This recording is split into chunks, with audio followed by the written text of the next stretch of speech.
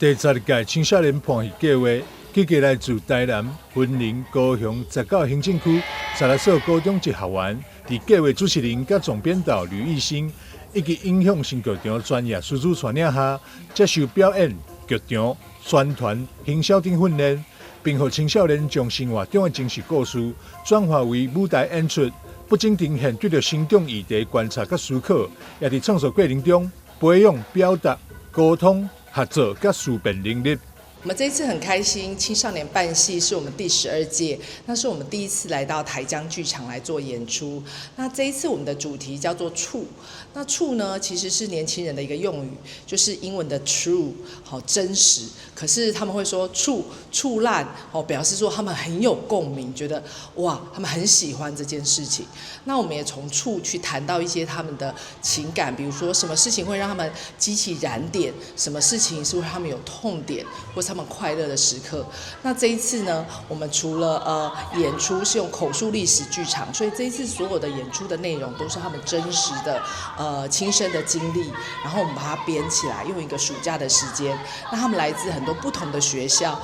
不同的地區，比如說有雲林啊、高雄啊，還有台南。所以我覺得對青少年來說是一個很特別的成年禮，他們要一起合作，然後還分成了3組，然後每一組，比如說製作組啊、編排組啊、表演組，他們一起合作做了一個他們的生命故事，希望可以獻給所有的觀眾。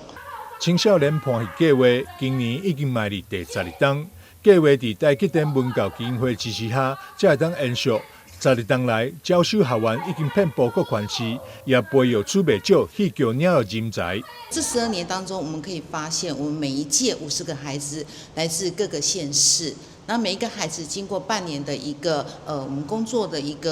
起工作，然後到最後完成他們的作品，我們可以看到他們的改变。那其中我們可以看到，我們畢業的孩子，他們在就學部分，我們可以25%都會進入藝文相關科系。那今年呢，我們特別在這一年，也因為文化中心整修的關係，我們特別把16歲這個計劃帶到我們台江文化中心。那希望透過這樣不同的一個空間的使用，能夠讓孩子可以接觸不同的藝文空間，也同時將16歲的能量能夠擴散。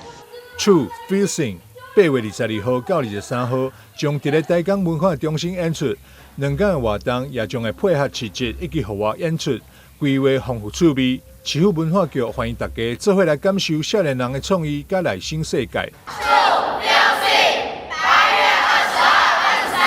在台江文化中心等你來看戲。台南新聞中偉忠採訪報道。